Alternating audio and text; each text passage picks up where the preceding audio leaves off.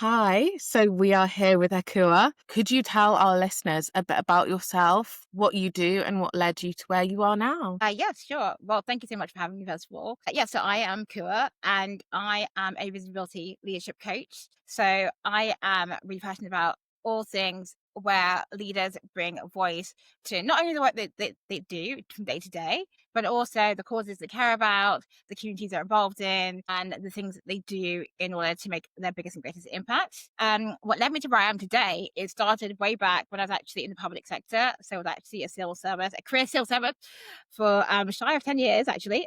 And in that role, I started off at the bottom. I was a personal assistant, learning the ropes. And that was actually very eye opening in terms of learning about people, relationships, and technology. And then I graduated onto IT, project management, digital transformation, and leadership in that area. And then I left that to entrepreneurship and building my own startups, and then career coaching, and then finally visibility and leadership coaching. But they're all kind of related and synergetic. And I guess the final thing I should also say is one of the things that I am doing in relation to my work about visible leadership is this movement I have about helping diverse speakers get paid to speak. And I'm super passionate about giving diverse voices the opportunity to be heard, to be seen, and to be visible. Amazing. I feel like at the moment we're seeing a decrease in diverse leaders, diverse speakers globally. There's been such I guess, a corporate crackdown on DEI and people that look like us in places of visibility. So what you're doing is really amazing, especially with being paid actual fees. I feel like it's quite normalized that maybe you're not taking any money from speaking. Maybe, these big companies are taking you in and you're not getting paid for it. What I've seen, I'm a DJ in my spare time, is a lot of places not paying you anymore to come in and play. And you're seeing that not really with these, with white men, but especially with women, with people of color, and especially club nights that are for people of color as well. They're not paying the acts. We're seeing such a decrease in diversity across all sectors, I feel like. Yeah, that sense of just being grateful for being in the door. You should be happy to be Yeah. in this space. But no one can pay bills with gratefulness, unfortunately. Gratefulness or claps. Claps don't pay the bills either.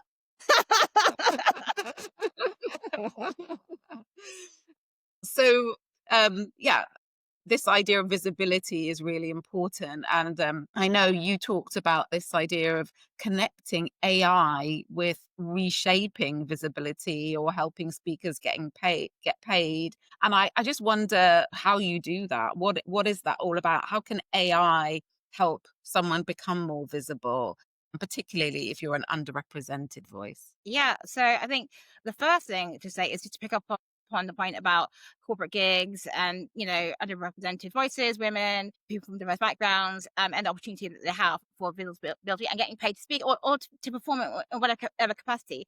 I think what I want to say first of all is we have to normalize that conversation about talking about our fees and getting paid to speak. And I find that actually a lot in especially diverse communities, that conversation is not normalized, and there's a sense of the gratefulness, the humbleness, the sort of like, I need to take this opportunity time again until it becomes farcical, basically, and they're basically need to step up and say, actually, I need to be paid. What is the budget? And I think we first have to um, take ownership. I absolutely agree. There's a lot of bad practice out there, and don't get what I'm not saying, but I feel like also there is that necessity for us to stand up and to advocate. And it's the advocacy that I'm teaching that is not heard widely, because obviously everyone says that you need to pay your dues, but there's paying your dues and there's paying your dues. So I encourage everyone to make sure that they know enough is enough, and to ask those questions and not be afraid to do so.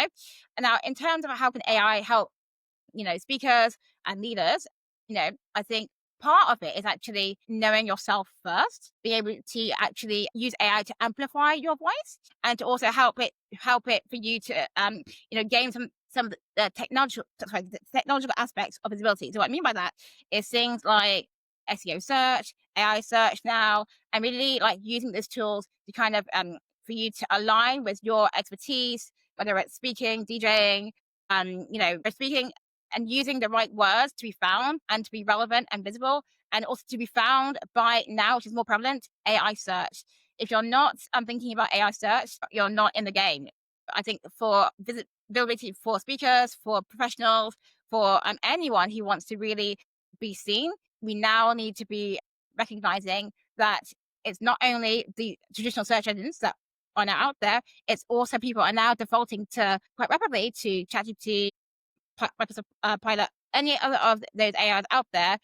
And those places, you also need to be listed and found. Really interesting. It's funny, I just had a conversation today where someone asked me to speak. I went back and said, do you have a budget? They said, we do, but it's a small budget. Tell us what your fee is. And I was like, gosh, we're just going backwards and forwards here. And so there's something about holding your nerve through that whole process, isn't there? That I still find, even though I've been speaking a number of years, it's like, okay, what's your budget? No, what's your budget? But knowing that that's just part of the process, isn't it? Really, this idea of negotiation and being okay with it and confident with that.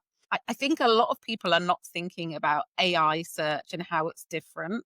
I don't know if there's anything you could tell us more about that, or if it's sort of trade secrets. Yeah, I mean, I can get a little bit more into that in terms of more around this kind of like general stuff around sort of AI like tagging and search. So I think the difference between general SEO search for, websites and mainstream search optimization is with the tagging for AI search, it's more of a human format. What I mean by this is the terms that you be tagging yourself for are more about how people actually search in reality, as opposed to what people think people search for. So that's the kind of slight difference. So you would search for things more like how you would think them or say them to your friend, as opposed to like, how you'd find them academically, if you see what I mean. Actually, I went to an event earlier in the year, and they were talking about the fact that people use Reddit a lot now to understand the questions that people are actually really asking and that they want to know. And I guess that's the sort of thing that, the stuff that people might put on Reddit to understand is the way I'm hearing you're saying is that AI might be looking for it. So that's really it's looking for like the real language and the real terms that people put, as opposed to the formalized things. So that's a different mindset and thinking about what you'd actually then tag yourself for.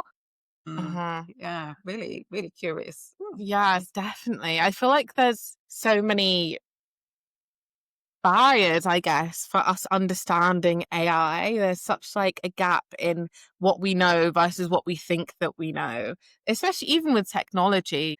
When I was at university, my university prided itself on closing those gaps, being inclusive, catering to all of everyone's needs. But there was so much bias still, so much systemic bias, whether that was for a technology gap, them not being able to keep up with the ever changing modes of AI as well. I do feel like the rise of ChatGPT really played against my university in my final year. I graduated in 2024, so not that long ago. Yeah. But I was wondering as well, I've been thinking about this, where does AI reinforce those barriers as well? Or where does it help it break it down?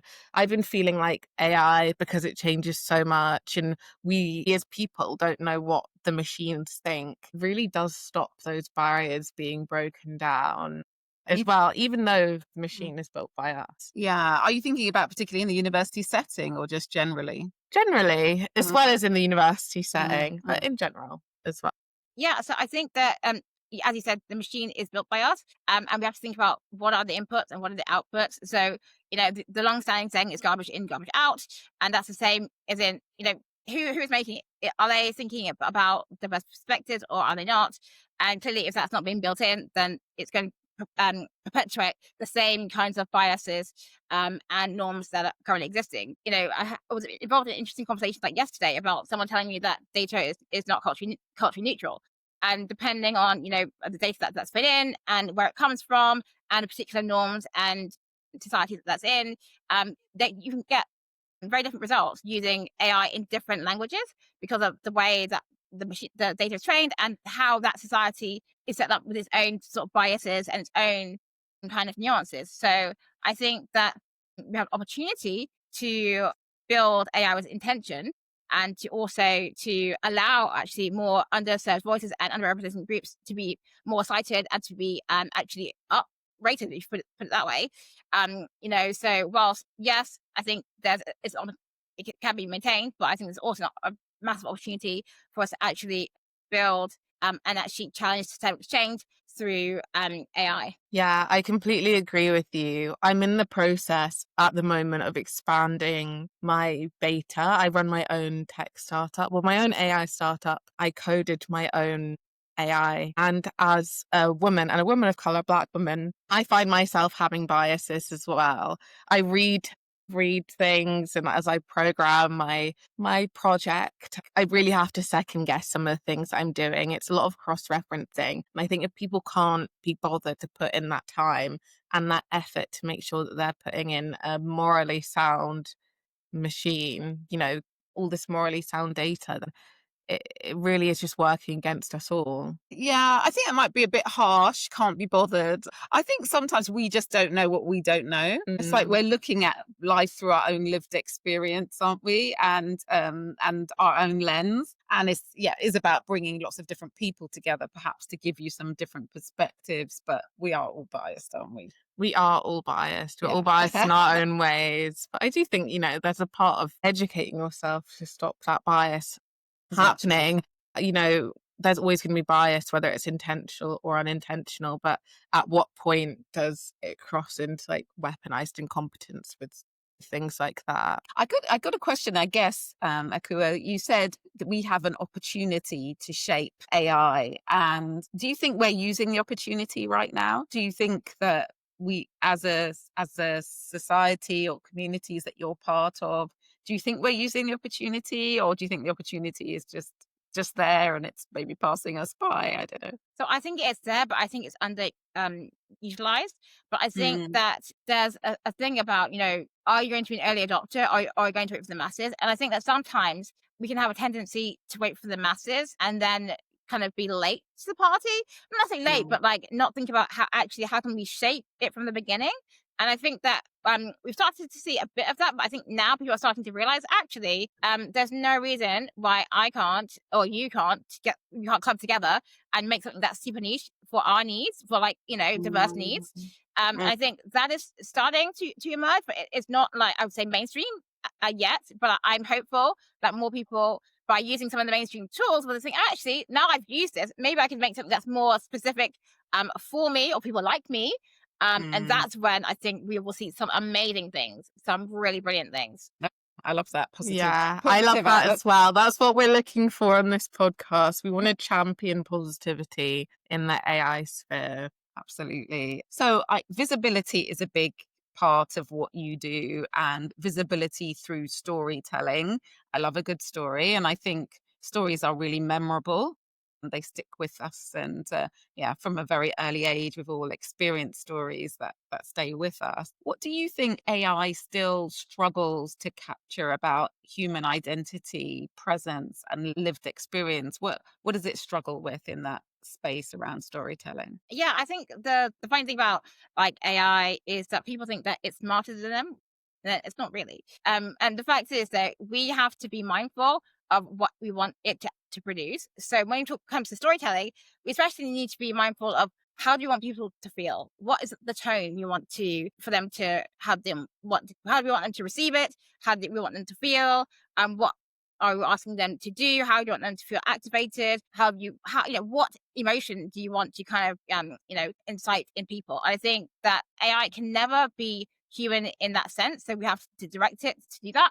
But I also think that it can never actually have human experiences. It doesn't have lived experiences. It is your experience, and you're giving it to produce the story. So we have to be mindful that it doesn't know that you might really love musical references, films, or have certain phrases. And it's funny that I find that the favorite phrase that it has is one that it's just been programmed in, like no fluff. But who wants that in their writing? So you've got to be mindful to read what it says and make sure that if that's not you obviously amend that and give it a catchphrase that you like and you love and teach it that. Exactly. I actually had such a similar conversation with someone last week. I was at the Fringe festival in Edinburgh, and I was in a comedy show, and I was in the front row, so obviously I got picked on. And they asked me what I did, and I said I work in AI, and the whole crowd booed. The whole crowd booed. I was like, oh, what did I do? And they were going around being like, why did you boo? Why did you boo? And people kept saying, AI is stealing human identity. AI is is going to take over humans. AI is such a small fraction of what humans are. It doesn't have our humor. It doesn't have our joy. It doesn't have our empathy. It doesn't get our references. It emulates human behavior and human thoughts and feelings. And I do think a lot of people don't understand that as well. No. It's, if you take AI for what it gives you, it lacks so much. Yeah, but I also understand this is about media, isn't it? Yeah. And I guess in some ways this is what this podcast is about, to combat the fact that there's a lot of bad news stories about people losing their jobs and all of that. But actually, what's the good things we can do if we use the opportunity that Ekua has mentioned, which is, let's use this opportunity to do something good with this in a positive way. For the right people in the right way. Exactly. Yeah. I guess it's opening people's eyes to the positivity that can come with life rather than the negatives, because there's so much negatives in the news. But we have to embrace it to do that. So I think if you stand back from AI and you're just like, this is scary, I don't want to know what it is, you can't impact it in a positive way. Exactly. You have to play around with things to understand them. It's like when I was younger and I used to take pens and all different things apart to understand them. Yes, and put them back together. So yeah, really it's helpful to think about that, what's missing. And I really like the way you talked about it in a really practical way, Ekua. Like, it cannot feel. So you'd have to say, I want the reader to feel love at the end of this, or happiness, and maybe some of what that looks like. I guess that's also why sometimes people say, I tried AI, it didn't work, because they haven't thought beyond the maybe 3 words that they put in and thought, what else might I need to tell AI to get what I'm looking for from it? Yeah, I think the funny thing about AI is people think that they need to do less thinking, and actually they need to do more thinking. And that's the irony. This is the irony, because they're like, it's a shortcut.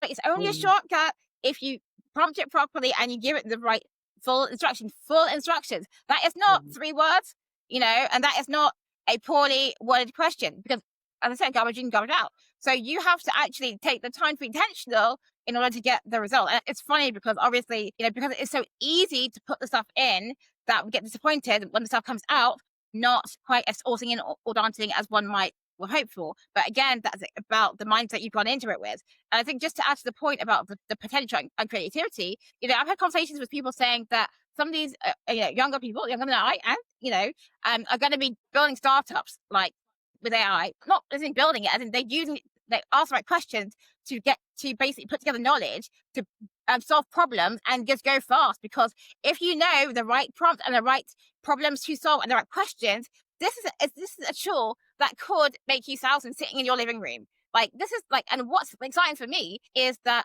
people like around the world, in places where people think nothing's happening, can literally get on their phone. And, if they have the right kind of like community mindset and kind of thoughts about solving real problems that people need solving, it's such a leveler. It's such a game changer for people who have that kind of thinking, critical thinking, in order for them to actually use this effectively to really, like, as I said, be more visible, change the game, be entrepreneurial, and create a whole like new life for themselves. Exactly. It's amazing what can happen. Obviously, we're talking about individuals here, and I do think AI can be developed just by single people by itself. As this podcast is called AI for Equity, I'm just going to shift it onto equity. Equity requires collaboration. And what partnerships between academia, tech, do you think are most urgent to create fairer outcomes? Where do you see these coming in? Yeah, so I think grassroots opportunities with charities, with entrepreneurs, I think that's a real area which could be such great partnerships in terms of creativity, dynamism, and different perspectives coming together to solve different problems. I think can be like really amazing, because yes, we're not going to see things in the same way, but it's in that focus of those problems, we're able to actually use elements from different parts to actually make something that could be truly transformative. So I think having those kind of like, I guess, outside the groups married with institutional settings, or even having it the other way, having the commercial settings going into institutional settings can also be, ways for people to like solve different problems differently. Really fascinating. I wonder, just from the work that you've been doing, have you got any examples of how people have been able to use AI for visibility or AI to create collaboration from the work that you do? So from the work I do in the speaker world, a lot of speakers are using AI in terms of like their outreach and also in terms of their content and being found and being more relevant and searchable. As I said, for LinkedIn, Google, AI tools, and they're using it so that they can stay relevant, and also they can move more nimbly to be found and be like in more places at once. So if you're able to like messages that can go out on automated systems and in different languages, and also have different articles, like basically, I know it can be so exciting. If you're able and you have the mindset to think, okay, I want to be a global speaker, and I have, articles that I can get translated into other languages, the AI to translate it, obviously check it, make sure it's right. And then you open yourself whole new markets. Why not? Mhm. Wow. Wow. I love your energy. Yeah, she's got so much to share with us. So final question from me. Looking ahead, what's your vision for true equity in visibility? What would that look like in it's really hard to look 5 or 10 years ahead, maybe 3 years ahead quickly. But what's your vision for equity in visibility? And yeah, is there you've shared already some ways it can help, but any other further ideas on how AI can play a constructive role in getting us there? Yeah, so for me, what I think would be really, really exciting is for more diverse voices and people to see that there's an opportunity for them to shape the technology, to shape the AI, and to start thinking of specific tools to solve problems in their communities or for themselves in particular. And I think that would be really great and game changing. And I think once people start to do that, there's going to be such a diversity of different like products and services and different lenses and different opportunities for people to actually say, actually, I don't want to necessarily always have the mainstream. I actually want something super niche and super specific to people of my background, people who have my problem, people who solve my problem, and people who intentionally built something for me or people like me. I think that is something that would be really great. And I think it's entrepreneurs going for it. I think it's also how we help young people to embrace it and to think about what they can do with that. And I think finally about how we as leaders can all use it to be more visible and found for the areas that we are all expert in. Thank you very Amazing. much. I love that. And I don't think we've had a conversation with anyone about how AI can help you be more visible. And I think that's something we can all struggle with, whether it's on LinkedIn or any other platform. That sense of I can't be everywhere at once. I can't churn out, enough content to feed the monster. Mhm. Yeah, how can I do this? And it sounds like AI can really help. There is something also about quality, isn't there? How Yes. can we have quality over quantity? Because you could just put stuff out there, but it's like how do you bring your unique voice to it? And I think that's one of the things you were speaking to, to really think about what you're crafting and to really add yourself into it as well. Yeah, exactly. I completely agree with everything that my mum said. I think it's really refreshing to just hear another take on how AI can really help us, especially as someone who is, a fresh university graduate. I am in the workforce.